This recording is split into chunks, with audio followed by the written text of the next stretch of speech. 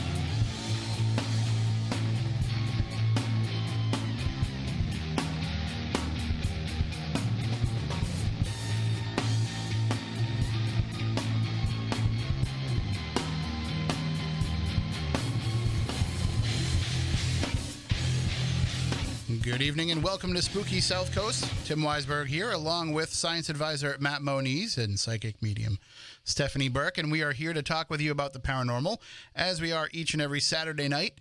And we have a heck of a show for you planned tonight. We're going to be joined in a little while by Tyus. He's going to be talking with us about his new book. It's called Project Rabbit Hole, and it's all about his individual theories on the paranormal and stuff that he's come up with over his time investigating. And I think it'll be, slightly controversial to some degree, because some people are going to be, yeah. I think people will listen to what we might even have some controversy in the room here with him as well. So I'm just because you deal with spirits in a much different way than the rest of us do. So I think that could play a part in the discussion tonight. And, of course, we want to remind everybody, too, there won't be a show next week. I'm going to be hanging out at the Oliver House, so we'll have to... You know where to find us. Well, you know where the Oliver House is. Whether or not we're there when you get there is a different story. You know where to find me if I'm not at the Oliver House. I know where to find you anytime, any day. That's true. But if I'm in Middleborough and I'm not at the Oliver House, the other place that I'm at, right. The Charred Oak Tavern. I can, because I'm the endorser for it, so I can say it now. I can plug them on the air. So, but absolutely, looking forward to getting out there and investigating for the first time since last October. I don't think I've had the chance to do anything, so I was kind of itching. And Christy reached out to me and said, "Hey, you want to come by for our pro night?" And I said, "Yeah, sounds like a blast." So we won't have a show next week, but that's okay. There'll be one the week after, and then we won't have a show after that again because Stephanie and I will be out of town. We will. We will be at the Dunmore Inn in Virginia together. And not together. No. I mean, we'll be there physically. I just wanted to mess you up. No, that and it sounds like there's still some tickets available if people want to take part. Are still available. Yep, not many. So jump on those if you have not yet. And no, the truth is that we'll be there with Scott Porter, and even though he and I are in a relationship, you guys have a bromance. So I'll probably. That's true. It's a very weird thing. It's really strange how it all works out. But and we'll be there with some other friends too. A lot of so excited for that. a lot of great people that we know that are going, so it should be a good time. And so there won't be a show that week either, but then, we'll be here pretty much every week after that. There's... we get that thing in May, in April. Yeah, there's kind of stuff happening, on odd weekends now and then, but for the most part, we'll be able to broadcast. The good thing, too, is we're starting to put some stuff into play that might allow us to broadcast remotely a little easier, too. So that'll be fun. People are saying that they can't hear me. Just you. No, they can because I didn't press that button. Oh, okay. Hi, everyone that couldn't hear me before. Listen, they're not supposed to change settings in here. Right. But it happens all the time because what happens is there's people here that don't know how to fix the things on the board. And granted, now it took me forever to learn it all too. Mm-hmm. But there's people that don't know how to fix it. So what they do is when something goes wrong, they just come in and start pressing all the buttons. All right. They said that we don't have video either. They still can't hear me That's because I either. didn't transition the video over. All right. They still can't hear me. I'm 0 for 2. Well, it's like 3 minutes behind. Oh, so. okay. So people come in and they just start mashing all the buttons, and things get all changed, and I take it for granted that when I come in here, it's all ready to go. So I have to do a better job of checking all the buttons first. One of the things that came out this week, and I just wanted to see, I'm sure Moniz will have a reaction to it. I'm sure Stephanie wanted nothing to do with it. Did you see the trailer for the new Candyman film that's coming out? No, but I heard a couple of people talking about it. Oh, you have to check it out. It looks pretty good. So Jordan Peele is producing it. And did you see Get Out or Us? I know you don't watch horror movies. But No. I saw somebody writing that he was a writer more than anything else. Yeah, his company's producing it, and he wrote the script. But there's a new director. It's her first time directing, who is the director of the film. But I think, Stephanie, you could watch those movies, and they're not horror movies. I like psychological thrillers. That's what they are. Like a Shutter Island. You guys see that one? Yep. Yeah. Like where it's like a huge something. twist at the end type of thing. Like I like that stuff. As far as like gore and like somebody hunting you down or something terrifying, not my thing. There's a little bit of, I don't want to say gore, but it Oh yeah, people get killed in us, but Get Out is very much social commentary more than anything, very psychological thriller aspect to it. But Us is a little bit more brutal, because what it is it's not ruining the movie for you. It's in the trailer. Yeah. There's like carbon copies of them hunting them down. Okay. So it's, it was pretty good. I thought that one kind of lost me at the end, which most, horror movies do. But the first, the Get Out movie was really great. And so if you are a fan of those, you might like this take on Candyman, because there is some, there's some social commentary in it, but it seems like they're calling it a spiritual sequel to the original. I don't know why they have to use that phrase. A spiritual because sequel. It's a tag word right now. Yeah, I mean they use it for a lot of different films, but I don't think that they need to do that, because it sounds like it could very much be a direct sequel. I mean, Tony Todd is in it. Is Tony Todd playing it? So, and all of the events of the first films, from what I understand, aren't wiped away. There was 3, I think. Yeah. I have a funny Tony Todd story. So I would think that if this is the way that it's going to go, they could have just called it a sequel, but whatever. But, everybody's abuzz about it with both positive and negative comments. I think overwhelmingly positive is the fact that Tony Todd is coming back. Everybody seems to be in support of that. But then there's other people that are saying, well, this seems, about as original as The Force Awakens compared to Star Wars, that they're just rehashing everything, and they're basically rebooting it without calling it a reboot. But, they're rebooting everything right now.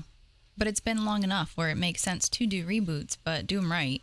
Yeah, people complain about Everything. reboots, but if you think about it, a lot of storylines get changed. Mm-hmm.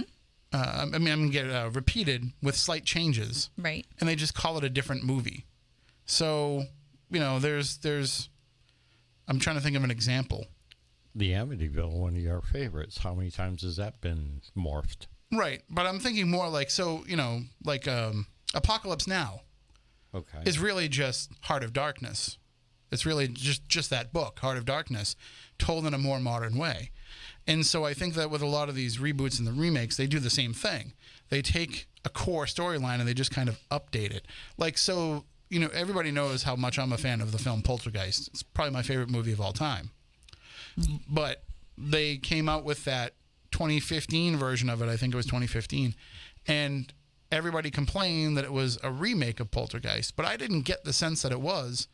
It certainly seemed like it was outside of the realm of the Poltergeist universe, but it was a similar type of haunting with a similar type of family. They didn't have the same names. Mm-hmm. They didn't have the same situations happen over and over again, although, we got the clown and all that. But, there was differences between it to make it just enough of a difference. So, I don't know. I don't really hate it when they do something like that. I don't like it when they do a complete and total remake, because then you're like, well, what was the point of that? Like, why did we need to remake this so that we could have, Channing Tatum star in it so that we get, a more modern version of it? Although that being said, I loved the 21 Jump Street movies. Did you really? I did. And I was against them to begin with, because I was a big fan of the original 21 Jump Street.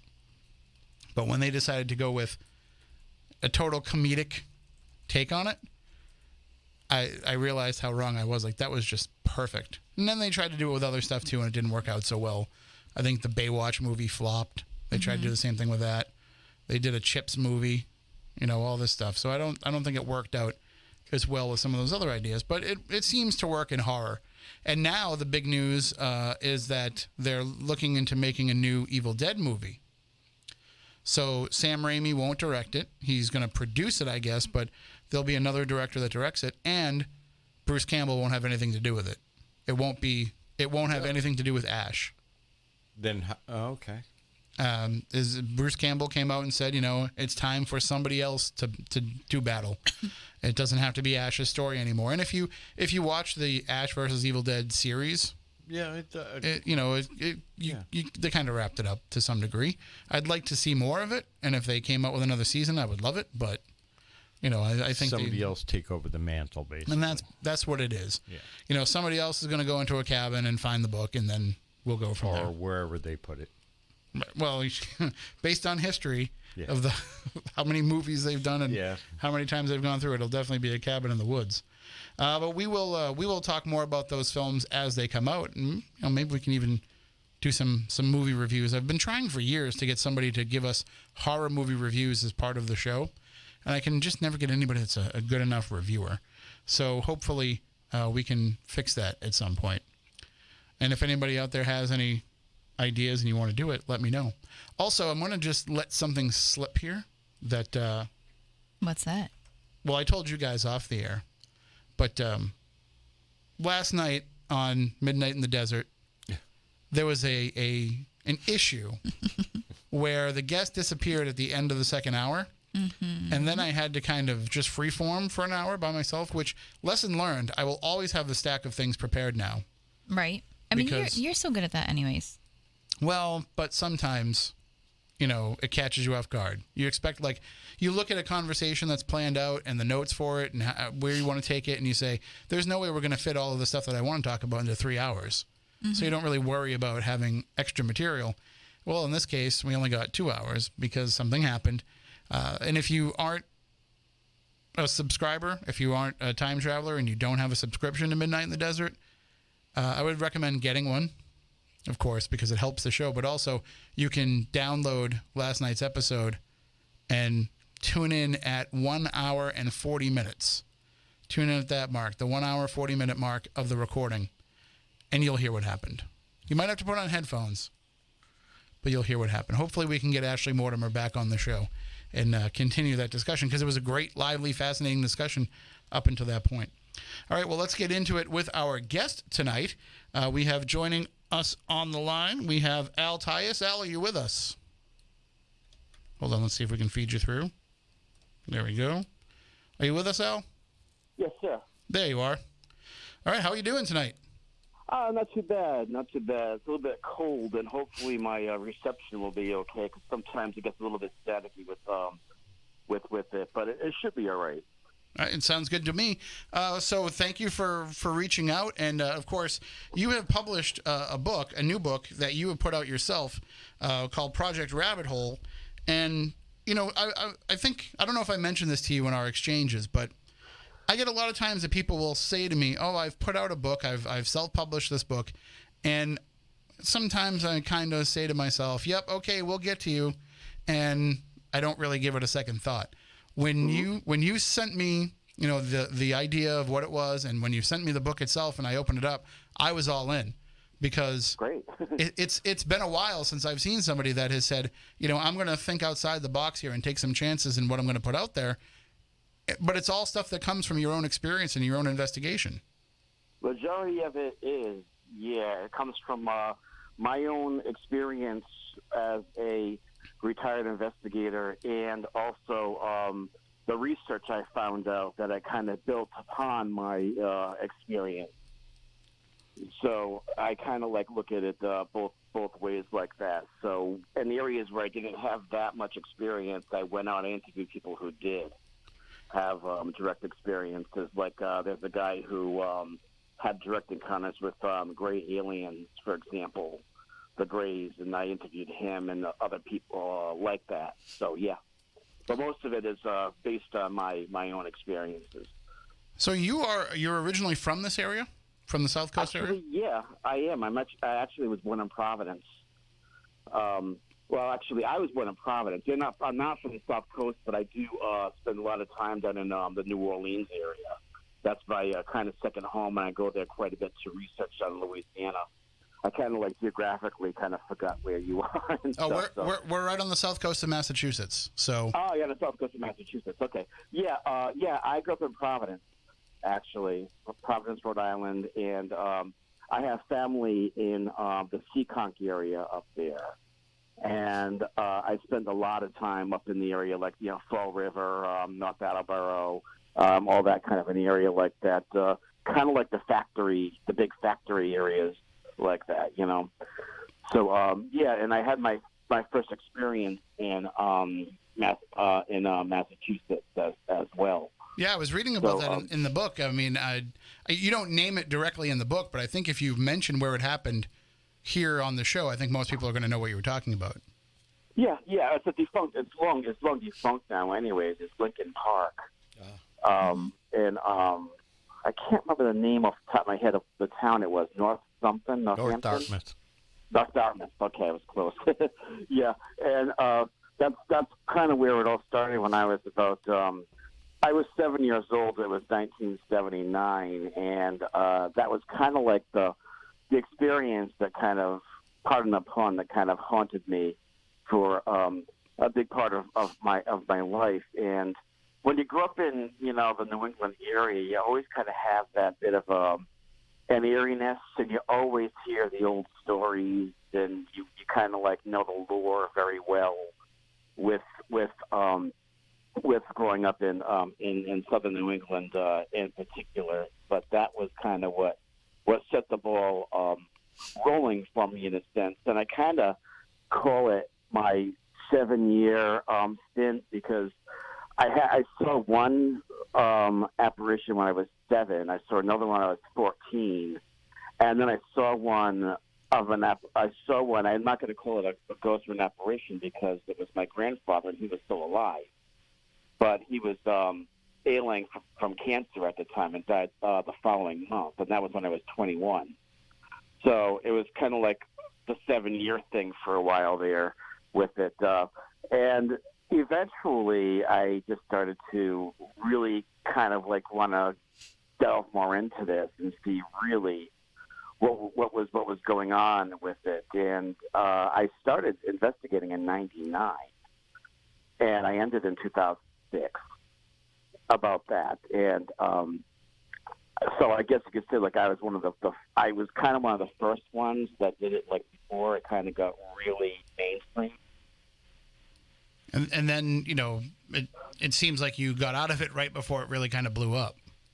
I got out of it right before it kind of blew up, yeah. And I got out of it for a variety of reasons. And, there's like the burnt out part of it and all that. But really, I got out of it because I found out what I was looking for, and I realized that it was not.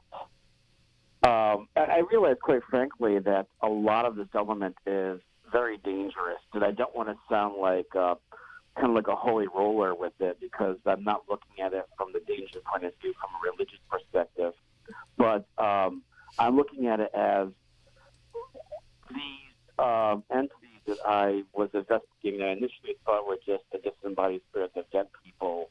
In a lot of my cases, were not the disembodied spirits of dead people. There were other things, and no matter how much you kind of get prepared for that, they kind of like I don't know how to explain it, but they know what scares you, know what bothers you, and they kind of know ways to kind of manipulate things in ways that we don't quite understand. I always kind of say like that if you look at the carrot on the stick, we're kind of like the bait for whatever comes out to grab the carrot like that, while we're looking for whatever it is to kind of hunt it or whatever it is like that. And they know exactly what we're doing at every step with it. And I know that's a lot to unpack that I just said, so I'd be happy to elaborate on it. Yeah, well, I think that, there's a lot of people who have had these experiences and who have become investigators as a result of having those experiences that, they at first on the surface, they might say, well, my experience and my investigation doesn't really match up with what Al is saying. But then the more you think about it, the more it kind of does in some cases, because everything that we experience and everything that we chronicle when we're investigating is being filtered through our perception of it. And exactly. It's not always, we're not always filtering it the right way. Exactly. Exactly. We're limited with our five senses, for one thing, and we're kind of limited with our minds in another way. And we tend to think, you got an EVP that sounds like a woman, therefore it's a woman. There are these visions that people claim that they see a little girl running around. Oh, there must be a little girl that's haunting it.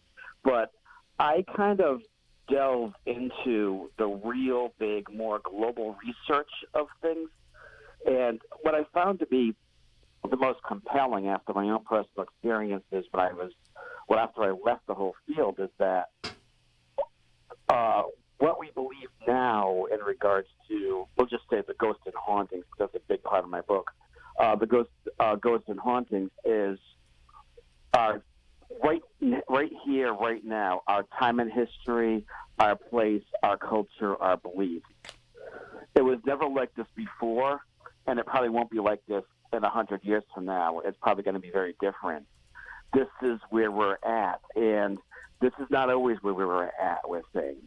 It's just been kind of like a recent kind of a trend that people seem to think that whatever is haunting or occupying an area is a ghost. Our ancestors did not believe that at all, and in some ways they did, in some ways they didn't. But if you go back in history, you'll notice that this is a recent phenomenon that only came up it's the ghost of a person, and we have to help them, and we have to document the activity, and like that, and anybody can do it, and it's really kind of cool and fun like that. Right. So you mean the actual investigation of it? The actual investigation part of it, yeah, and the belief that comes with it as well. Like if I were to say to a group of paranormal investigators, let's say they get an email, and the email says, "My house is I grew up Roman Catholic, and I believe my house is haunted by the spirit of a 60-year-old girl who killed herself in the house." And most investigators would be like, "Oh yeah, I'm totally on board with this," and they'll go running with it. And now, what if it's like, I'm a Muslim immigrant, and I believe that my house is haunted by a jinn that has attacked 5 members of my family so far. Can you help? They're probably going to be a lot more reluctant to go into it. But how do you know what it really is? Right. Because you're going by the perception of what people are kind of telling you with it. And I can tell you, in my area, I live in the Washington, D.C. metro area, and we have people from all over the world here. And I've had cases that have been jinn. I've had cases that have been elementals. I've had cases that are long past anything that was ever a disembodied spirit of a person. And I reached a point where I kind of knew when you go in, you can't make an assumption of what it really is because you really don't know. But you have to kind of go by an idea of something with it. But you can't be kind of fastened to that particular belief with it because it could be something very different once you get down to the nuts and bolts of it. Yeah, and I think that's something that people lose sight of on investigations is, again, just as what we encounter when we investigate is being filtered through our own beliefs and experiences, so is the activity that people are reporting to you.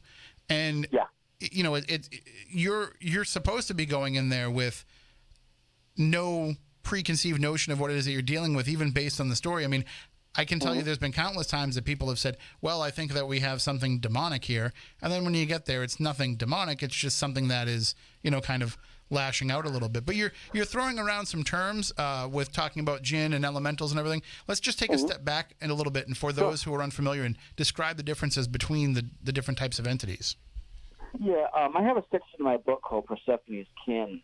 And it really kind of talks about that, the different types of entities. And one is an elemental, which is like a nature spirit. And those are the spirits that are kind of out in the world and that. And they pretty much mind their own business until we kind of mess with their turf or we inadvertently bring one into our homes.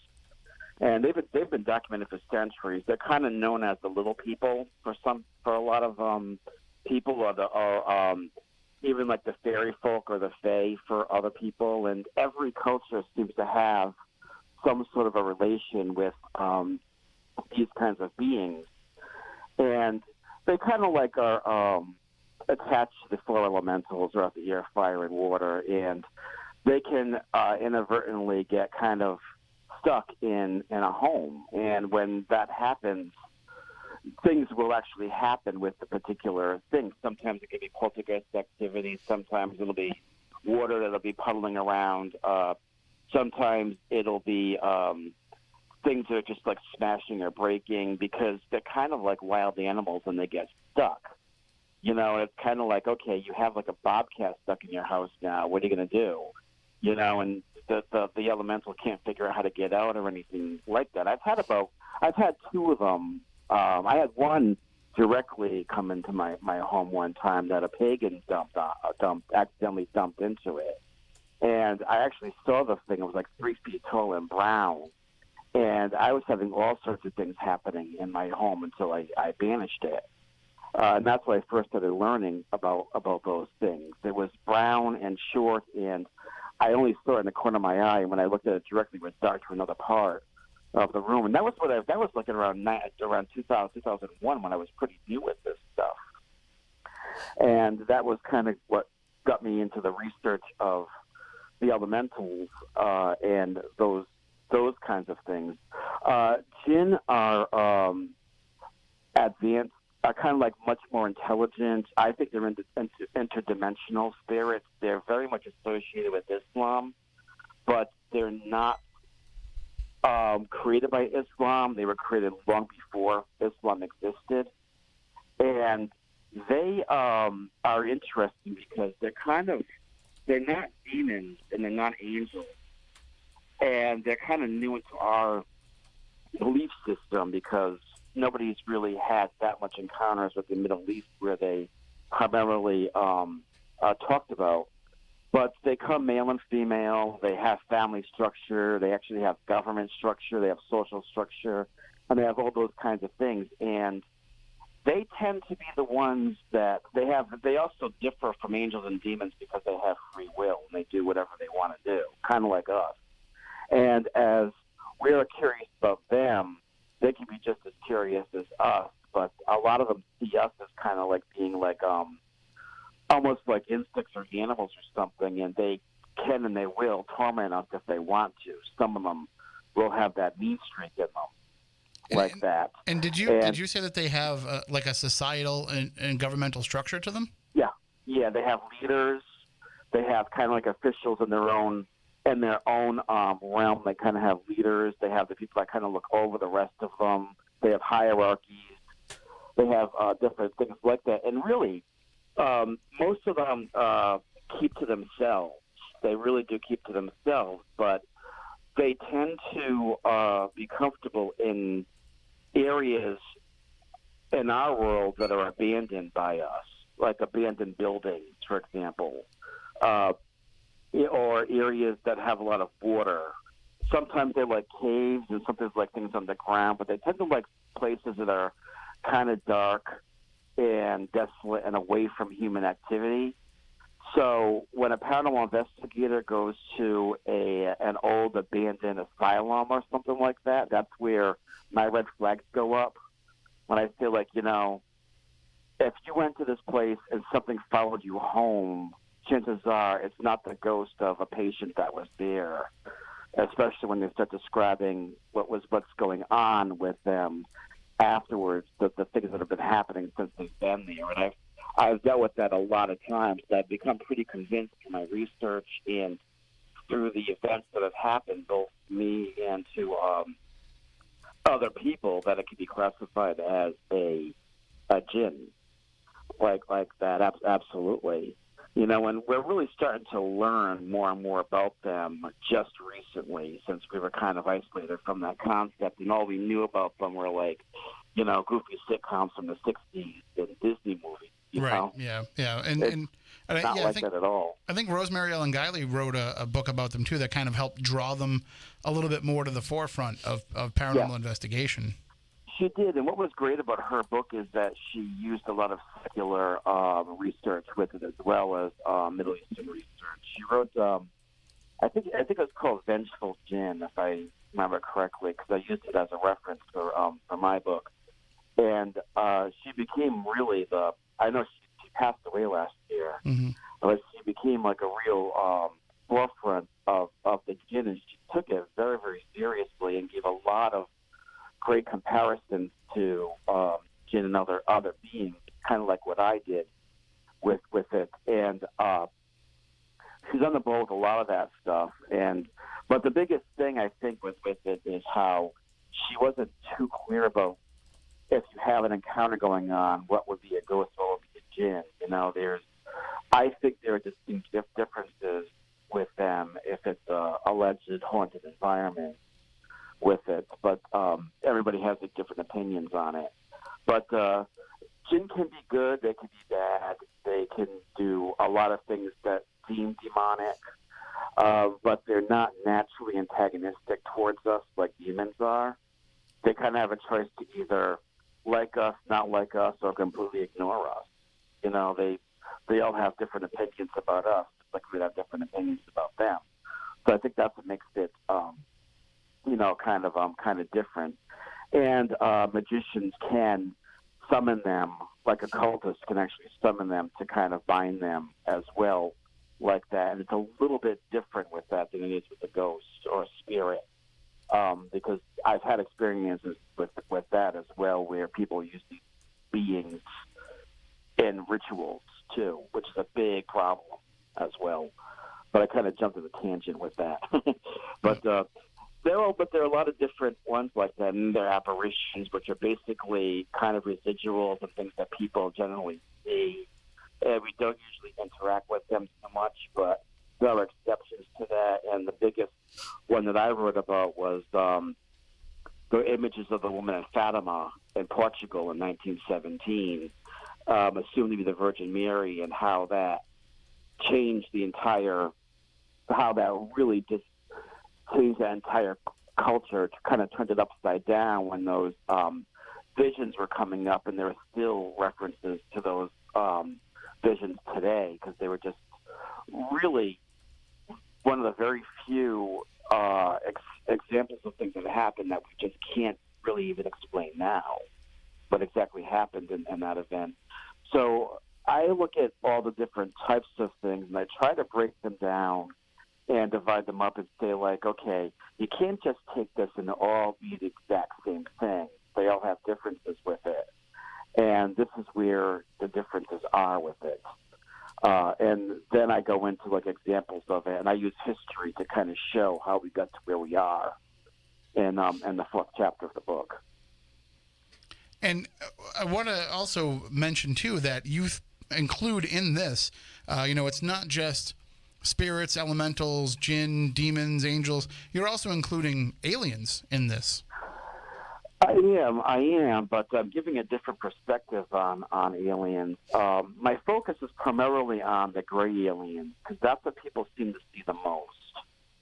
And I give it kind of like, at least in our hemisphere and in our, and kind of like the Western world, that's what people see the most with it. But what I thought was very interesting was I researched Jacques Vallée, the UFO expert, and the UFO and alien expert, and when he went to the Soviet Union in the 80s, of course, back then when the Iron Curtain was up, we had very limited dialogic communication with the USSR, and he chronicled experiences that people have had with extraterrestrial beings, alleged extraterrestrial beings, on their side of things, and they looked completely different than the ones that we saw.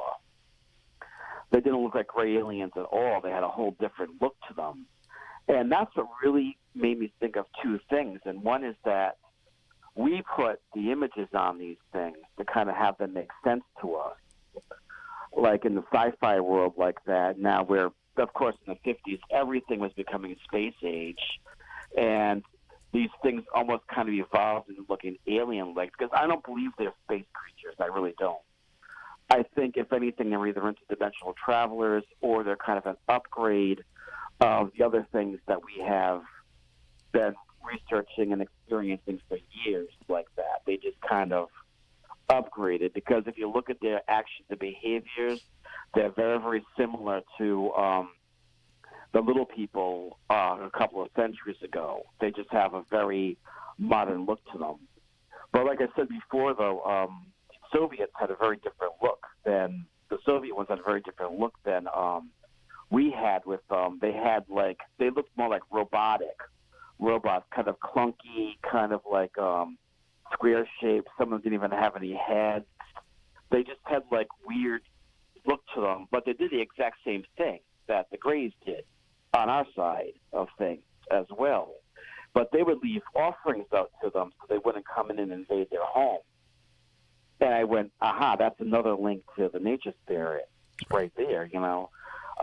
If you appease them, they won't bother you. And a lot of the Soviets in those little towns all across Russia that had experiences with creatures like that, they would that were new as well. They didn't look anything like the old nature spirits that they had. They kind of got an upgrade into those weird things that they saw, but they learned to appease them as well, so they wouldn't get abducted, because they did have abductions with them as well. And I thought that was interesting how you had two different societies, both experiencing the behaviors that are very similar, but the appearances are very different. Well, I think we're just about up against the break here for the news. When we would come back on the other side, I think we can kick around some of these ideas, because we have my co-hosts here on Spooky South Coast are Matt Moniz, who has spent years investigating UFOs, and will probably have some thoughts on what you're saying about aliens, and Stephanie Burke, who is a psychic medium who experiences spirits in a different way than you have. So I think we'll be able to get a good roundtable discussion going coming up in the next hour. Just real quickly, in the final 5 minutes that we have of this hour, you had mentioned having your first experience at Lincoln Park in Dartmouth, and would you mind sharing that experience with us? Because a lot of people that are local are asking me, like, ask him what it was that he saw. Oh, sure. They had back then they had a dark ride. It was very similar to the other ones, the horror house ride, and so that was the horrors. And I was 7, and I never really liked going into those places. So, but my sister and my aunt did go in, and my sister was about 9 at the time. My aunt was in her early 20s. So they went in together, and I was with my mother kind of at the railings watching. And I watched the little cart go in to the ride. And, of course, it was kind of like whatever like that. And I was watching to see the carts coming out to see which one would have my family in it. And the cart came out, and it was my sister and my aunt and this little girl in between them, a little black girl. And I just kind of looked like, where did she come from? My mother laughed a little bit about it, and I wasn't sure if she saw her or not, but I thought she did. And then my sister and my aunt got out of the car, and the little girl who was in the middle got out, and she ran into the crowd. I remember she ran kind of in front of me and exclaimed something and ran into the crowd. And when I saw her, she was wearing clothes that looked like it was like a decade or maybe even 2 decades earlier than that. You know, in the 70s, everything was kind of wild with the clothing, and that, especially for kids, you know, everything was. But she was dressed like a schoolgirl, like with the plaid skirt on, and the kind of like the hair was done a particular way, and that very similar to the kids that you would, the little African American kids that you would see back in the 60s, like that, ready for school. And I thought it was kind of unusual like that. And whenever I mention this incident to my sister, she's like, that didn't happen. There was nobody in that car like that, you know. And it's just kind of like that. And I asked my mother about it. She says she kind of vaguely remembers it, but I saw it as clear as day. And I did a little bit of research on that ride. Years later, when I was writing Project Rabbit Hole, and I found out that before it was a dark ride for horror, it was an African exhibit based on kind of a dark ride which has like an African theme to it. So I thought that was kind of weird that I was pointing out to that. But I just remember that event so well, and it just has always kind of stuck with me. Yeah, I mean, I think that we have a lot of people who have had experiences at that park over the years. I know, Moniz, you've talked about having issues there, and yeah. Well, I went there back after the park went into defunctness, and when there were Sarah Coombs, and yeah, there was some echoes of the past that did come up. And now it's been torn down and turned into apartments. So. Oh, okay. Because I remember there was a fire that burned down a lot of it, Mm-hmm. in the late 80s, I think. But up until maybe about 3 or 4 years ago, the Comet was still standing, the roller coaster, and then they finally took that down. And people were breaking in there and trying to climb on it, and it was dangerous. But they finally took that down, and then they built these really big apartment buildings that are now taking up the whole space. So I always wonder, if anybody that lives there is having any issues. But yeah, I remember that park was those roller coasters were so rickety. Yeah. Like that. It always looked like it was gonna. I think that was the big wood one, and it always kind of looked like it would fall apart when the car went by it. And the only other thing I remember was the giant slide. Right. And somebody did end up dying on that roller coaster, a ride inspector in the 80s. So, well, we're up against the break here. When we come back on the other side, we'll talk more with our guest Al Tyus. We'll kind of get into some of this stuff, and he can share some more of his experiences. But we'll kind of get some back and forth going. And if anybody wants to call in with any questions, 508-996-0500. We'll be back with more Spooky South Coast in a moment.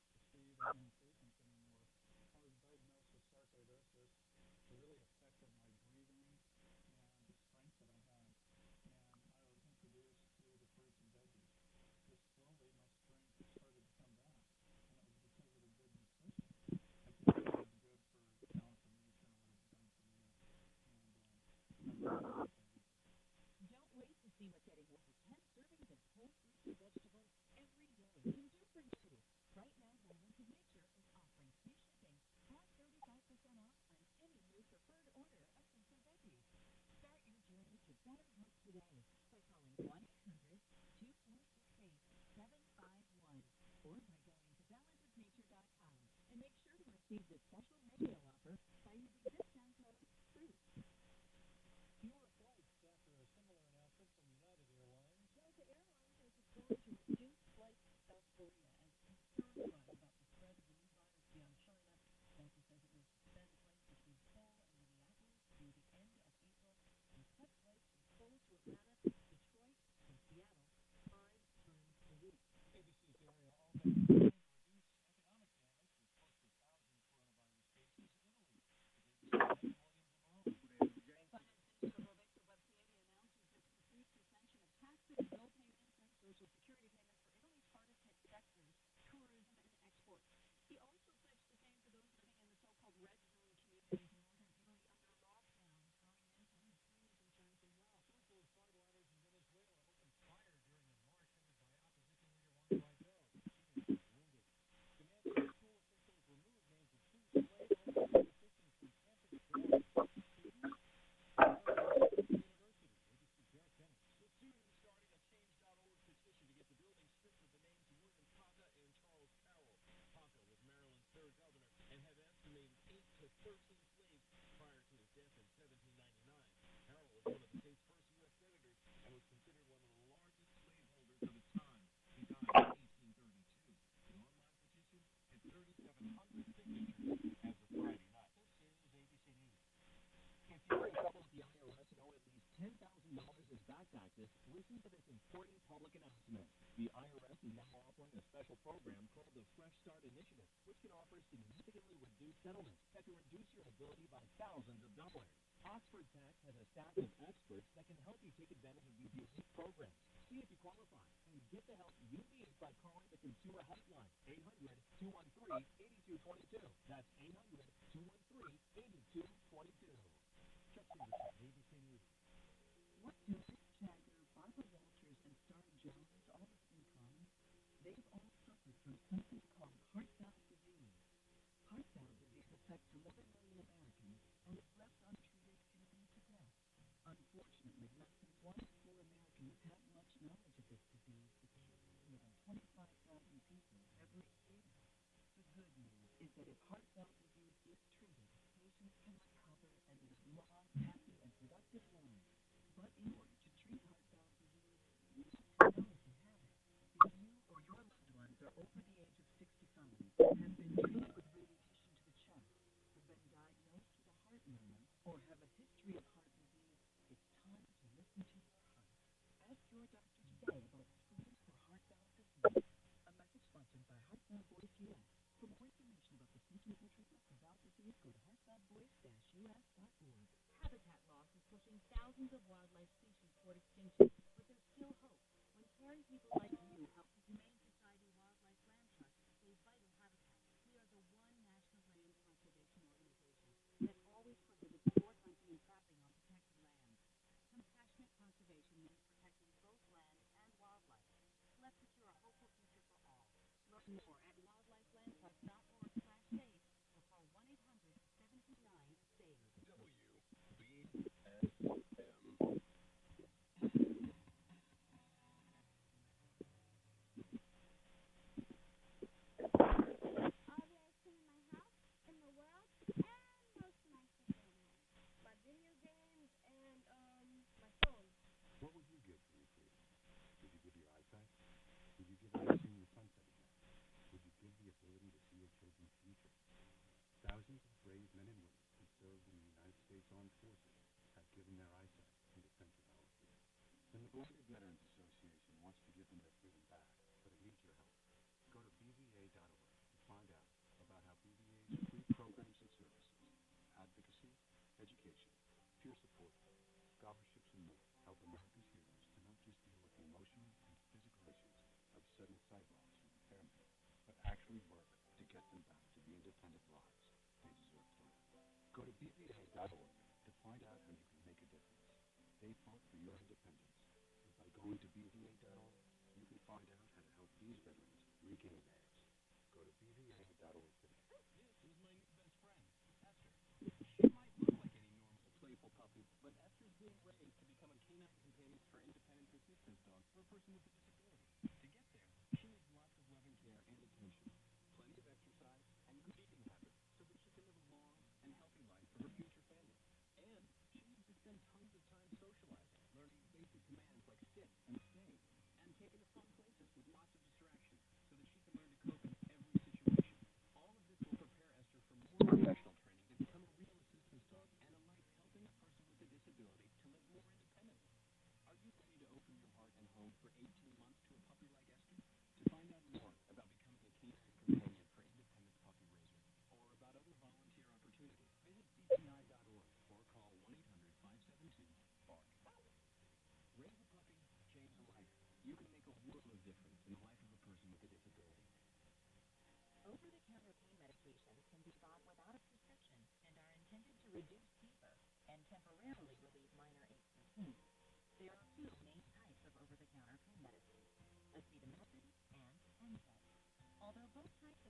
medications treat the same symptom. They work in different ways and have different risks and benefits. That's why it's important to always read and follow the drug facts label on your medicine. If you have any questions, ask your healthcare professional or pharmacist.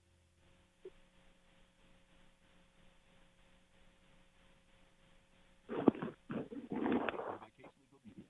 Attention farmers and landscapers. Have you or a loved one been diagnosed with non-Hodgkin's lymphoma or other forms of cancer after being exposed to weed killers such as Roundup? The manufacturers of these products failed to warn the public of potential cancer risks and hid the information as proprietary trade secrets since 1981. You may be entitled to significant compensation. Our network of attorneys are ready to fight for you. Call 800-684-9874 for your free legal consultation. Again, that's 800-684-9874. Our military service members volunteer to protect us in the most dangerous places around the world. They step up. But when they are severely ill or injured, returning to their families is only the beginning of their long road home. Beyond all the hospitals and doctors and surgeries they need just to survive, they also deserve whatever they need to truly live. All the in-home care and day-to-day help they need to live independently, on their own terms. Wounded Warrior Project long-term support programs were established to provide these brave men and women whatever they need to continue their fight for independence at no cost or life. So many of them need us, and it's time for a grateful nation to step up. Find out how you can do your part at findwwp.org. Sam Weiss was a quarterback, head coach, and broadcaster in the NFL. Last year, he became a heart recipient. My life was saved on the last day that I was supposed to be on this planet. Now I know what a miracle feels like. You changed my appreciation of every second of every day. I don't know who donated that heart, but my new heart gives me a new mission in life, and that is to get others to sign up to be organ donors. The most common thing I hear when I ask people why they haven't signed up is, I don't know, I just haven't thought about it. Well, why don't you think about it? Think about the life you might save or the life you might enhance. There are over 130 million people that already signed up. They're men and women, all ages, all races, that have one thing in common. They want to save lives. Please sign up to be an organ, eye, and tissue donor. Go to organdonor.gov. U.S. Department of Health and Human Services, Health Resources and Services Administration. As a parent, your life is your child.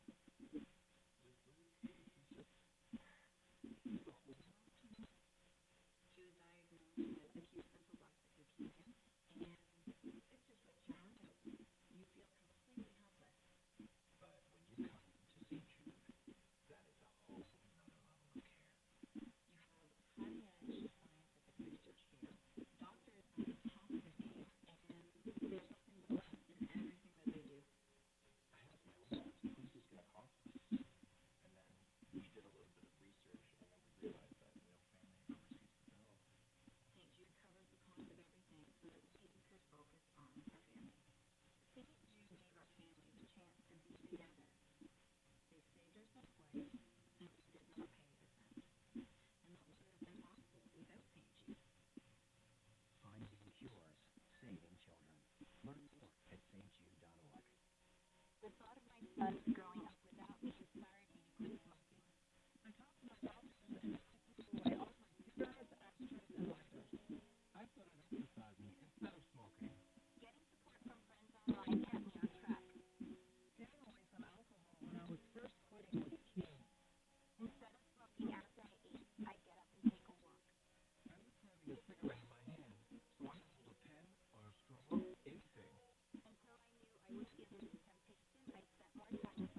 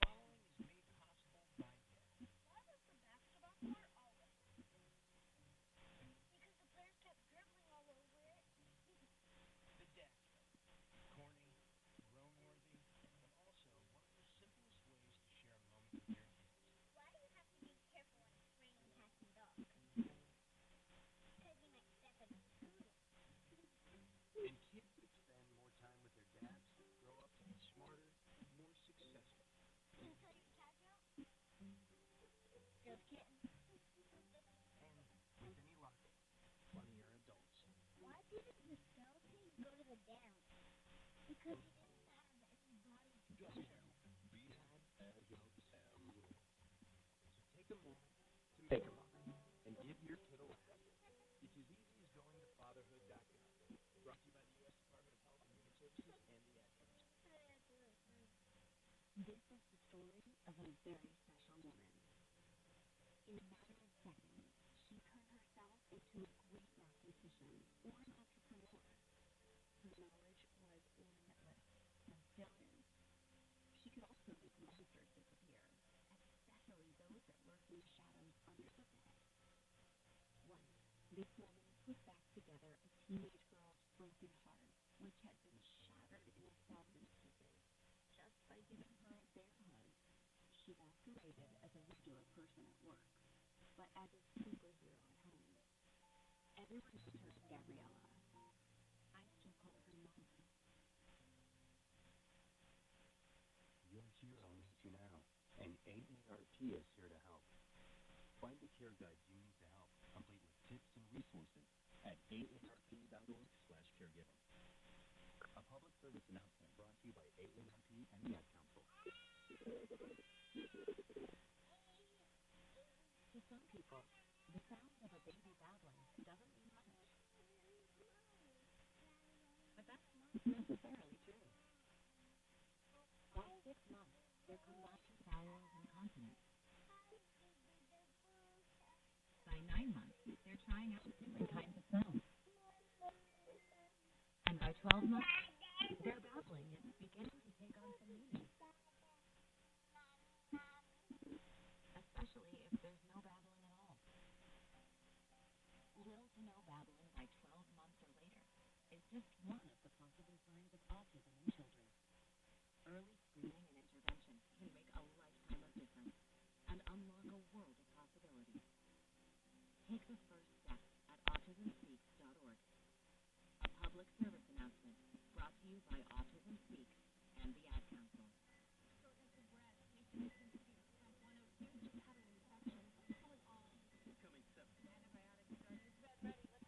Infections can lead to a deadly chain reaction in your body called sepsis.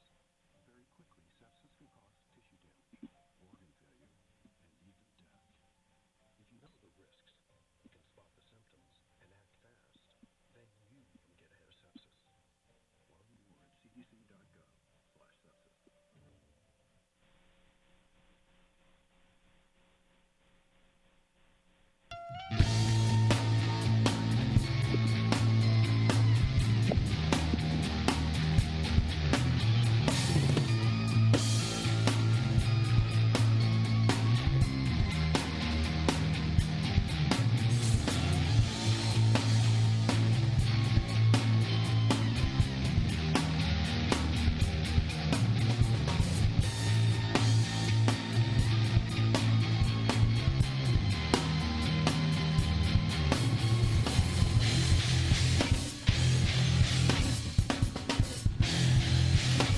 Welcome back. Hour number 2 of Spooky South Coast.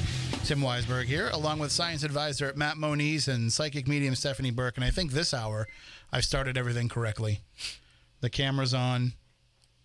The microphones are on. Moniz, people were complaining that they couldn't see you on the camera. And I tried to explain. That's a bad thing? Yeah, I tried to explain to them that the camera's positioned that way for their benefit. Yeah. So otherwise you have this big close-up of Moniz right in your face. No, but he's there. You see? There he is. He's real. We're going to get right back into the discussion with our guest tonight, Al Tyus. Again, he is the author of the book Project Rabbit Hole, which you can pick up for yourself if you want to pick up a copy of it as we're discussing it tonight. And Al, where can people pick up the book if they wanted to get a copy? I have my author page under lulu.com, lulu.com/ATYAS, which is one place to pick it up. But it's also on Amazon, and it's on Barnes & Noble, and it's on various other places like that as well. But there is a discount for it on lulu.com. Excellent. Now, you could check it out there. Mm-hmm. Before we start kicking around some of these ideas and these concepts, I want to ask you in the foreword to the book, you mentioned that there are 6 important factors to consider with the supernatural. And some of this will probably, echo what we talked about in the first hour. But can we go through those 6 points for people so that they kind of understand where you're coming from with your research? Sure. Let me get to that page here. Sure. Yeah. And I think, it was a great thing to put right at the beginning of the book, because it kind of sets the tone for where you're going with some of these thoughts and theories. And if you get these 6 points at the beginning, it kind of makes it so that, you can keep that in the back of your mind as you're going through it and see how these patterns start to make sense. And these are the things that a lot of people, they either don't want to admit or they deny, and I've seen that quite a bit with it. But this is just on my experience, so I'm just going to throw it out there. The first one is that all members of the supernatural family are related and have the same core elements. And basically it means that they all are branches of the same tree, pretty much, is how I look at it, with various beings like that. They all have different parts of things that are kind of in common. It's just that some of them are dangerous and some of them are not, and some are more dangerous than others, is how I look at it. And I mentioned a few of them there, like jinn, poltergeist, demons, etc. And the second one is where things kind of get into more controversy, is they often act on deception, trickery, lying, and deceit, and make them more dangerous than we realize. And the third one is they're far smarter and more advanced than we are, and we never have the proof we're looking for to prove their existence.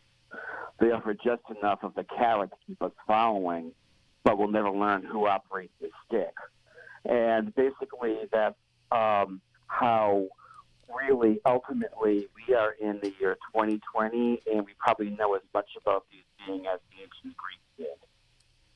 We don't have anything solid. We don't even know, what they are. People even deny their existence completely like that. So you're thinking 2,000 years, we really haven't made much progress with the supernatural. And number 4 is they'll always be part of our culture. They're a media entertainment stories. And if something involving them appears too fantastic to be true in film for entertainment, it most likely is a hoax. That's where you get into the movies and Hollywood, television shows, because now there's this big explosion of television shows around with all this kind of stuff and everything. And I personally just think you have to take this kind of stuff with a grain of salt with it, with that kind of stuff like that, because I don't think you're going to get a bona fide, solid proof of a haunting on a television show. It's just not going to happen. And the fifth is they play some sort of a game, and we're in the middle of it. In some ways, they're interested in us as we are in them, but while they fascinate us, we humor them, because they have that trickster element to them. They always have that trickster element to them. If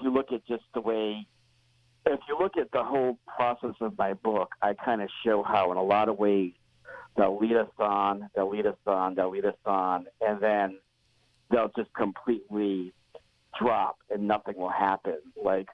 Something really interesting will happen. You get out the camera, it completely stops. You'll hear something, you'll get an EVP or a voice recording. It'll just be one word, and then you'll never get another one like that, or it'll be something that will make very little sense in the context of it. You'll get one word. Well, what does that mean? Where are you going with this? Can you elaborate on this? No. It's those kind of things they do like that. And number 6 is they'll eventually harm us the more we become engrossed with them, and strike when we least expect it, and they never act on cue. So those are my 6 tenets when it comes to this kind of stuff. And the reason why I say that one is because of the many, many experiences where somebody will go into a haunted environment and they'll be like, okay, I want you to do something now. Prove me exist. Move this. Or do this or do that. They try to almost act like they're trick steals or something like that. But then they come home, and 3 weeks later, they have a 2-year-old that has nightmares for months and months on end of of a something that they can't quite understand or something like that, they will go after family members, and I've seen that happen as well with it too. And in my experience, when it comes to anybody who's investigating this stuff, it's not even necessarily the entity that is your worst enemy; it's your ego. That's really the biggest thing I look at it, because there's a lot of arrogance with these guys that fold their chests, that fold their arms and puff out their chests and have this "I'm not afraid of anything" kind of like that. And then if their 4-year-old has not slept in weeks because there's something in the corner of the room terrifying them, that big shield then is getting put down really quickly, because no, it's not going to come after you. It's going to go after the weakest person in your family. And I've seen that happen plenty of times as well, and I write about that. See, and I've had plenty of reports that have been given to me, and I've had some experiences, and I'm sure Moniz and Stephanie have too, where you do deal with something that seems like, it's lying, that there is deception, that it is trying to outsmart you and trying to trick you. But I don't know if that's necessarily true for everything that I've encountered. I think it's the default. I do think it's the default with this stuff. And one of the reasons why I say that is because if you look at the whole spiritualist movement that happened with the Fox sisters and the psychics and mediums and that stuff, I do a comparison with that and the revival movement that was happening in Britain when Christianity was making this revival. And you see the exact same thing happen in both those cases. These spirits or whatever they are like that give enough information to the mediums to give them kind of notoriety, some entertainment, some this, some that. And then when they need them the most for something, for example, on October 31st, 2025, there's going to be a huge thing that's going to happen, and it never happened. But they were accurate all the way up until that point, until that big, huge thing has happened. And that happened to a guy, the leader of the revival movement in Britain, for example. The Fox sisters ended up becoming alcoholics that basically died penniless. And if you look at a lot of people that were involved in this, if you look at their lives as they went on, they end up betrayed, they end up a little crazy, they end up alcoholics or drug addicts, and they end up basically falling from grace, and they lose all their credibility. And it's kind of interesting how they'll be accurate, and I've seen it time and time again. They'll be accurate about this stuff, and they're communicating with these things up until a certain point, and then suddenly they'll make a prediction or they'll do something like that, and it'll just be completely wrong, and then that's it. So what's the difference between that then and that now? That's how I see it like that. I don't trust them personally. I don't trust what they have to say, and I don't trust what they have to do, because they will lead you in initially until they can, play the trick. I think the bigger issue, though, with that isn't so much about what the spirit's doing. It's that you have this proliferation of people who claim to have abilities that probably don't. So then, it's easy to make a prediction or to make a statement and ride on that until it doesn't become true. But what about the ones that make them and they do come true? We have a psychic medium here with us, Stephanie Burke, and so Stephanie, you encounter spirits. You talk to them differently than Moniz or myself or Al do. How do you know when it's telling you the truth or if it's deceiving you? I think intuition probably plays a big part of that. Doing what I do, obviously I can see them, hear them, speak to them. But it's the same way for myself as it is if I was to have a conversation with you, Tim, right in front of me. I know when you're lying and I know when you're not lying. And the spirit is no different than a regular everyday person for me. Let me take that a step back, though, because when you say that you can look at me and tell if I'm lying, right? Like, we have to add that you do have an extra layer of intuition. Correct. That the rest of us don't have. So that's what I was saying, yep. So even if I'm looking at somebody, you can lie to my face and maybe, I catch on. but maybe Right. I also, get duped. And so maybe that's the same thing that's happening with some of these paranormal investigators too. And what Al's talking about is that they are being duped. Do you think that it's harder than Stephanie for these things to pull one over on somebody like yourself as opposed to the rest of us? I'll say it's harder, absolutely, for myself. I can't speak for other psychic mediums because every single one of us are different. But for me, I've never had an experience where they've lied to me and I've gone with it. I've always known when something is deceiving or something is not being truthful because I'm able to tell the difference. But when it comes to your everyday paranormal investigator, they're going to take whatever they hear off of their BP meters and flashing lights and, broken radio equipment and go ahead and say like, oh, did you hear that? This is exactly what we're getting. I think one of the most common things that people do, and I find it funny because they're looking for a certain answer, they just run with it. They don't care who's saying it. They don't care where the source is coming from. They're just looking for, like we talked about, the Lizzie Borden house. If they hear something that even remotely sounds like Lizzie, they're going to run with it. And you have a spirit there that we know deceives people regularly. But we know that because we've been in there and we've had the experience to realize that, okay, this thing is not truthful because it's acting as something else. But nobody ever takes that into consideration because what they see on TV is what they believe to be true. Right. And that plays into, Al, what you're talking about how, it can deceive people. So maybe it's harder for them to deceive Stephanie, but certainly, the average run-of-the-mill paranormal investigator could be duped. Well, I agree with that, but we're also looking at two different things. One is when you're talking about somebody who's crossed over and when somebody has not crossed over. And I think that when something has crossed over and they kind of like, I believe when somebody dies and they cross over, if they want to look after us or whatever like that, then they'll look after us and kind of do like whatever like that.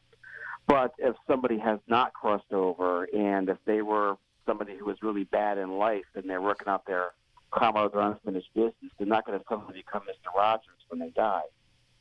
So you're going to have that aspect of it too. They're going to be, I think that they're going to, for the most part, they're going to be just as deceitful. And I do think that for the most part, there are a lot of ghosts out there, if you want to call them ghosts, a disembodied spirit of a person who has not crossed over. They're going to have a lot of dysfunction to them. And as a result of that dysfunction, there's going to be some deception that's going to come with that as well, I think what you're describing doesn't happen as often as you think it does. When somebody is crossed over, they don't come back to speak to a voice recorder.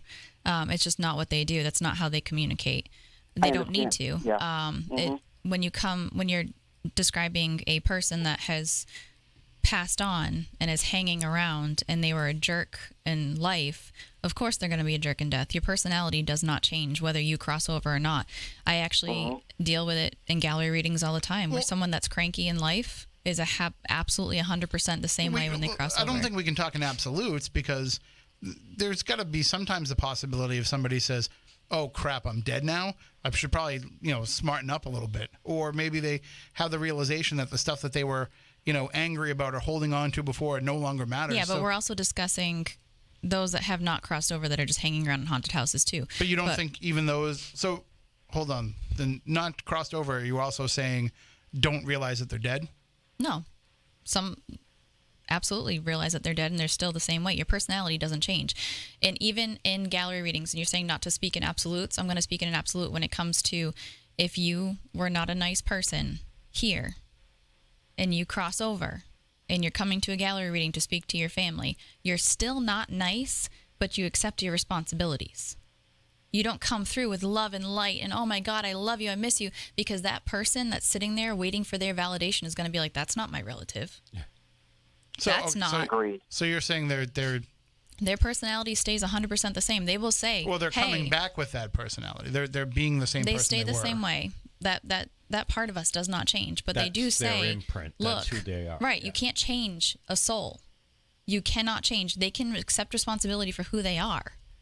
but you cannot change the makeup of But their I've soul. had conversations with people that have had near-death experiences that have come back from near-death experiences still being living. completely Yeah, changed. they came They're back. still living. But wouldn't that same thing that you experience, if you experience it and just ended up on the other Not side, always. wouldn't that have the same Nope, effect? I have them come back and like they'll say like, you know, things are different for me now. I realize where I made my mistakes. They'll say like, look, I'm coming to you to say like I loved you the best I could. I'm sorry that I screwed up. I'm sorry this or that. Like they do accept and own up to what happened, but they're not full of unicorns and glitter because that's not who they were. They're still really serious. You know, people that were shy are still very shy. You know, those personality traits don't change. They don't just do, this flip of who they are. So, that's a whole different level of things. The aspect of those that have not crossed over, that are still hanging around, they're going to be the same way, but they're still going to act in that, what Al was describing is like criminal behavior. You know what I mean? Like you're going to, lie, cheat, and steal the same way you did. That part gets erased when you cross over because you realize you had wrongdoing. But when it comes to, you're hanging around, you're doing whatever, I find that those spirits don't necessarily bother to lie about who they are or what's going on because that's the least of their concerns. I find the ones that will lie to you can be playful, like children, like ghosts that like to play jokes on you, or elemental spirits. Those are the ones that usually tend to lie to you about who they are. And this leads to the question that I wanted to ask you earlier. What is the percentage of spirits that try to lie to you versus ones that don't? Is that to Al or to Stephanie? No, Stephanie. That would require me doing a record book of every single spirit I've ever come across in my almost 32 years of life and doing math, and I'm not doing if that. could you kind of guess? If I can interject for a minute, if you don't mind, Mm-hmm. I just want to give an example of this that I actually have in my book, because we're looking at a lot of things like that, and this what we're talking about right now is ghosts. But again, like I have in the book, there are other things.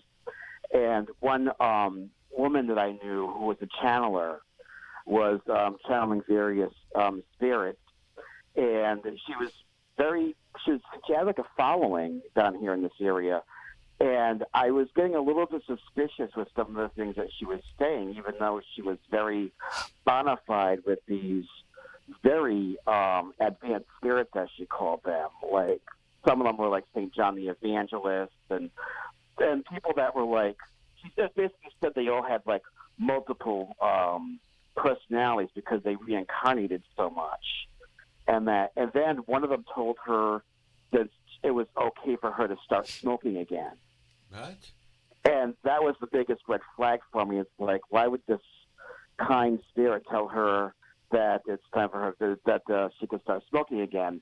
And then I'll never forget when she sat me down and told me that the spirits are going to take me very soon, and I need you to help me with my will. And I had to, me and a couple of friends of mine had to call her family up and put her on a suicide watch because she was so convinced that she was going to die that very night.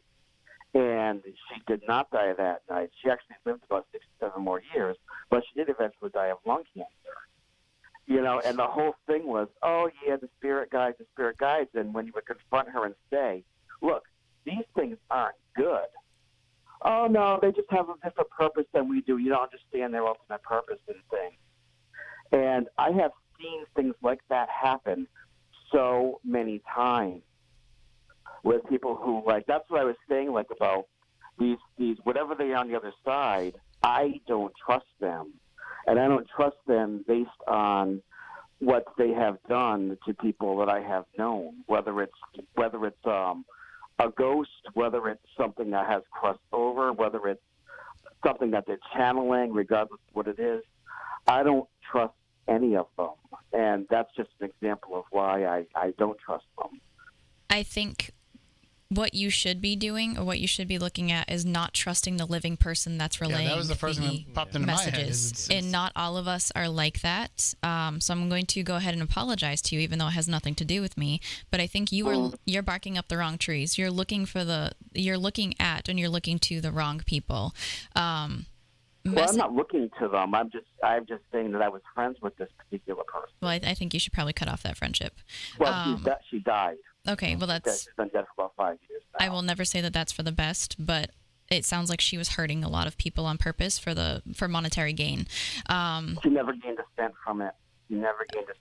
Let me tell you, she did somewhere, whether you know about it or not, because people don't do that for free for no reason.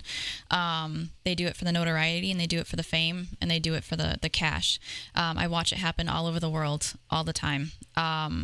When somebody channels, and I can channel myself, not every medium can, the information that comes through is so incredibly scarily accurate that there's no way that you question the information that's coming out of their mouth. They say things that there's no way that they could know, and that is current to your life or is about to happen and 100% comes true.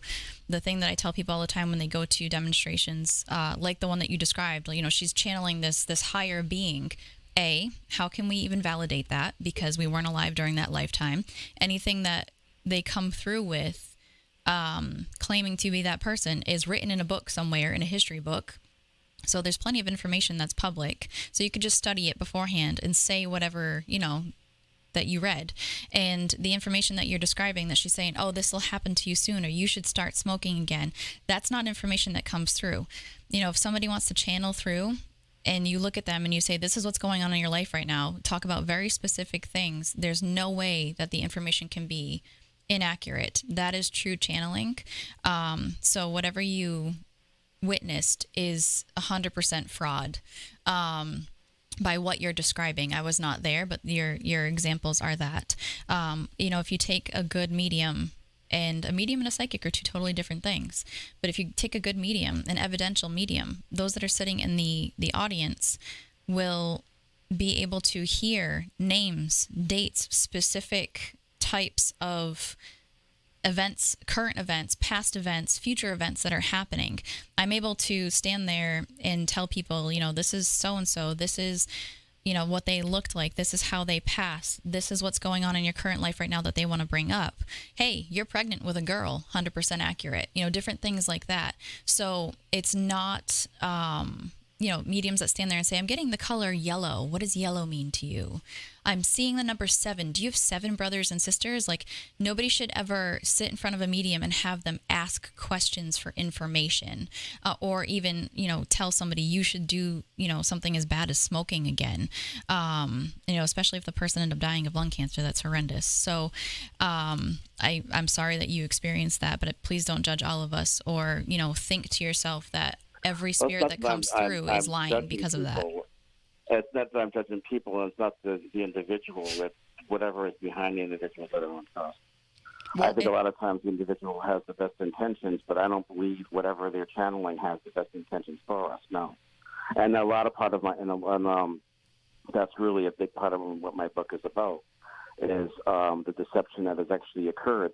And I have gone all the way back from the Oracle of Delphi, all the way through the medieval period, all the way through the spiritualist movement, all the way up to now.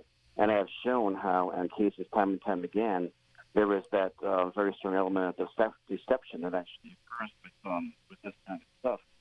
And I'm not saying it to attack you personally. I'm saying that this has been my experience, been my research with it. So if I sound like I'm painting with a broad brush, that's just been my experience with this kind of stuff with it. You gonna say, sir? I was going to say, like, we've had plenty of examples ourselves in situations where we know that we've been being toyed with. I mean, getting back to the spirit side of things. We've encountered that more often than not, and also, and I'm sure you know this, Al, from having encountered it yourself, that once you do it, if you're doing your job right, it should make you hesitant about a lot of future interactions that you have and the interactions that other people have. And I sit kind of in the same, kind of armchair quarterback spot of watching other people who are reporting what it is that they're coming in their investigations. And I'm saying to myself as they're describing what happened, you're getting played like a fiddle. And people don't realize it.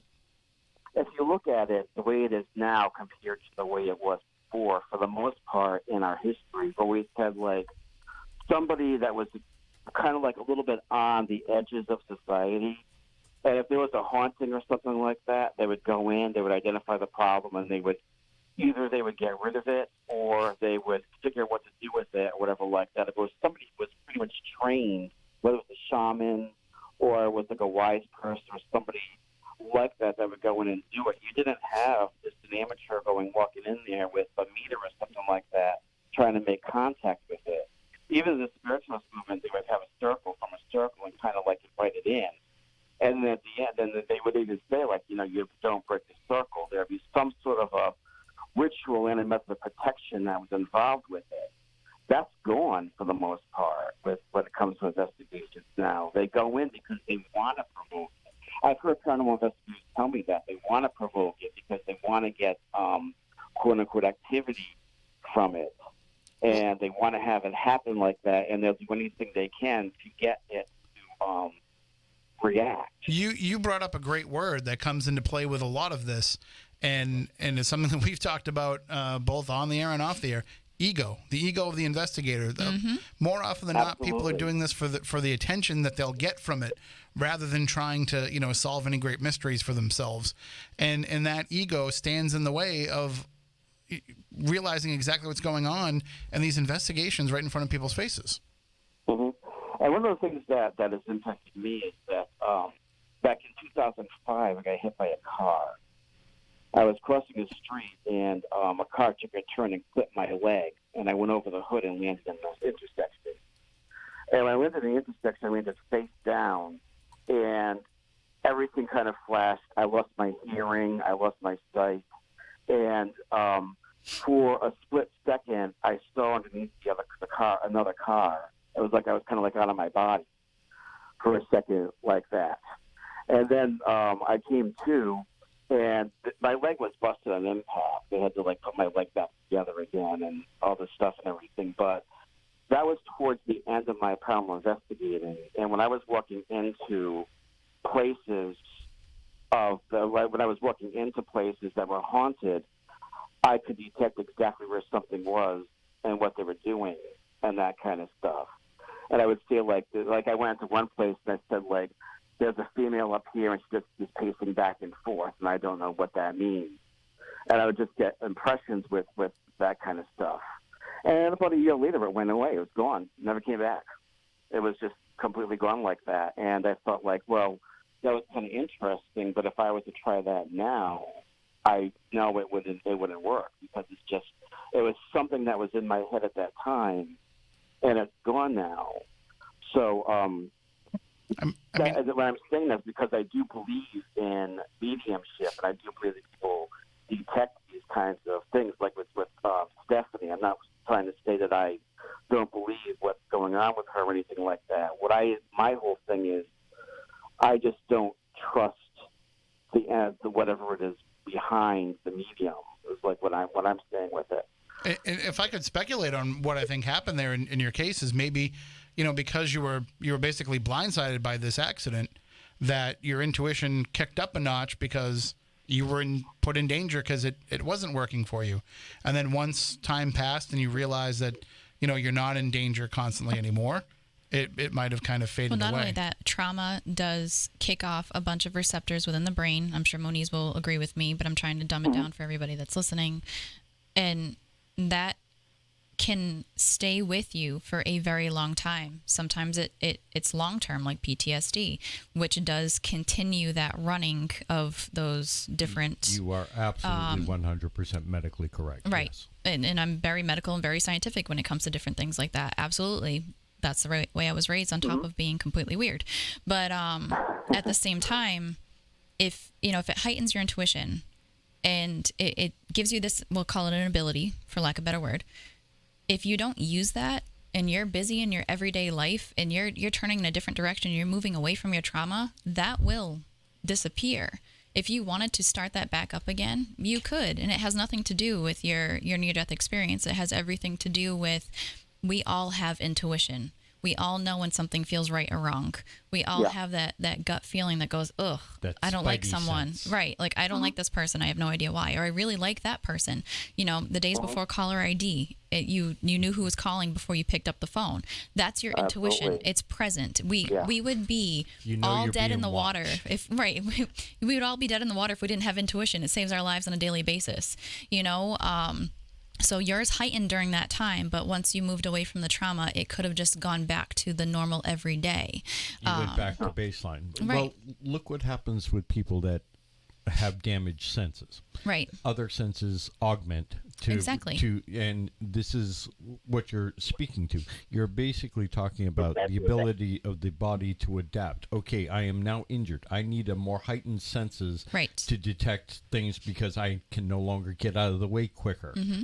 So and a lot of people just think that that's anxiety. It's not necessarily anxiety. There are certain chemicals in the brain, you know, various things like dopamine and other things that, you know, can be enhanced because of injury. Right. Your brain is filled with a whole bunch of... Right, and it's funny that you bring up dopamine because everybody goes, oh my God, I wake up at 3 o'clock in the morning and I have no idea what's going on. That's when your body drops the biggest dose of dopamine. Correct. Every single night. But people don't know that. But it's the witching hour. Right, they think it's a witching hour, but it's your body's literally doing something that it's supposed to do, which makes you wake up. It's an endocrine system. Right, you can't control it. Right. So. Yeah. Well, we do have sorry, go ahead, Al. I guess the other part of it was, like, if I was still there, I didn't want to be known as the Van Dorn Street Ghost and have people, like, go there and go, like, oh, gee, maybe we could pick some vibes up over here because this is where he was hit and killed.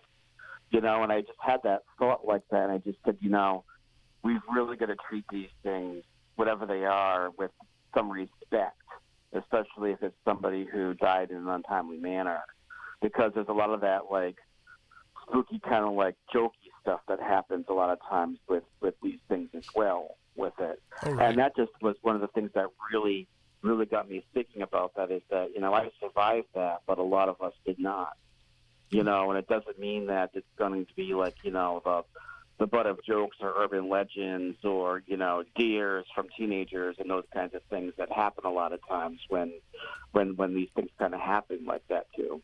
And you have to keep in mind that there's always living relatives of those who are the ghosts that we're looking for too. We've had it happen here where there's a certain location that we're not allowed to talk about the ghost there because the family gets mad when we start talking about the fact that it's the former owner's ghost, and they're like, it's not his ghost. There's no such thing as ghost. Stop saying that his ghost is there. So you kind of run into that. We do have a call on the line. If you want to take a quick call, Al, we'll see if it'll work. If you can hear it well over on your end. Okay, we'll see. Sure. Good evening. You're on Spooky South Coast with our guest Al Tyus. What's shaking, fella? Hey, Lamone. Do you have a question for the guest? Because we've only got a little bit of time left with them. I got a few questions. I'd like to. Let me do this first. On the 28th of January was the 85th anniversary of the first can of beer being sold, and last Saturday when I called, on the country, the National Channel had the image NAACP Image Awards on there. Mm-hmm. And so I just thought that was kind of, going like the last days. So did you let Matt see that? Look at that video I sent you with the card. No, I haven't had a chance to show him yet. Yeah, you should look at that. And Stephanie, earlier when you were saying it's hot in here, you remember that song by Nelly? All right, it's getting hot in here. Yeah, we're going off on tangents, Lamone. All right, now I'm Get going to your question. talk about your guest. So yes, I've got like something I got from a Muslim cleric a long time ago, back I want to say like maybe 20 years ago, and it's item. And when you get around people, get around spirit, you get around the jinn kind of spirit, it'll shake, it'll vibrate. And I've had it around people like there's people that I've met that were very, very dark with them, and some people that have come back from like over there, come back like over there fighting over there in the Middle East. American soldiers, they've come back, they've had that kind of thing. I mean, it shakes. It shakes really bad. You can feel it shaking, and it's like, and he gave it to me. I was like, okay, he was really, really spiritual guy, and he was really nice to me. And it was like when it first started shaking, I didn't believe it, and I was like, okay, well I believed it, but I was like, geez, it's shaking. And I was looking at the person, it was a girl, And it was like, oh no, I was like, get away from me. Then again, but it's like it's something I think that would be good to go around with youth, to help people that aren't necessarily Christians or Judeo-Christians. Because I know, like, a lot of times, let's say if with the Muslim, kind of like the jinns, a lot of times they're not bothered by Christ's name. But if you say Jehovah or Yahweh, that's what gets them. And Right. see, that's something that's I didn't hear anything talked about that. That's something that should be talked about. All right. Well, we're gonna let Al respond to that, Lamone. Thank you very much for the question. Okay. Thank you, children. Have a good night. You too. Ciao, Bye. Bella. And All right. Hope to see you soon. take it easy. And what do you think about that, Al? What do you think about a way to tell when there's a jinn around? Is there any way that you can tell that's what you're dealing with? Yeah, he raises a few points with me that I think are pretty interesting, and one is that about what he was talking about, the thing that actually vibrates or whatever that kind of was like that, because I think that's the biggest thing with jinn is that they could be bound into jewelry, and that's becoming more and more of a problem over here because the American soldiers are going over to the Middle East, going into war. They're just buying jewelry for their wives or family or whatever like that, and when they come back, that whatever that is can actually cause activity and make things very, very hard for them. That's definitely something that I have noticed quite a bit about with it. And what I've just noticed with jinn is that is the question really more like the difference between whether or not it's a jinn or if it's a ghost, or is it more like how to identify a jinn or how to know if a jinn is there? Because I wasn't quite clear on that part of it. Yeah, I mean, are there ways that you can tell what you think these are all kind of just levels, kind of the same type of activity? Different beings create different things. Is what I'm looking at with it. Like there are things that a jinn can do that a ghost can't do, for example. So in just like in the couple moments that we have left here in the show, is there a way that people can tell what they're dealing with? I think the way you would deal with that is just by what the activity actually is with it. You would have to look at what the activity is with it, and if you could document what exactly it's doing, then you have an idea of what it actually is. Like if it's really bad nightmares, or if you're getting like bruises on your body, or if you there are just different things like that that'll come up, and it'll let them know. Like in my experience, I have not seen like ghosts sexually attack, but other things will sexually attack. For example, in the cases I've worked on, I only had one case where a woman was actually being sexually attacked, and that was a jinn. For example. And then there are other things like that. And I see ghosts as being more of a nuisance for being relatively harmless for the most part, but jinn are a lot more dangerous if you encounter one, and if you make it angry, there's going to be a lot more violence that could be involved with that. All right, and just in the final moments that we have here, why don't you let everybody know one more time how they can pick up the book and how they can follow along with you and other discussions that you'll be having? Sure. I have a Facebook page called Project Rabbit Hole, and occasionally update it with various things there. And I also have my author page on Amazon. You can look me up on Amazon, look up Project Rabbit Hole. My book will come up there.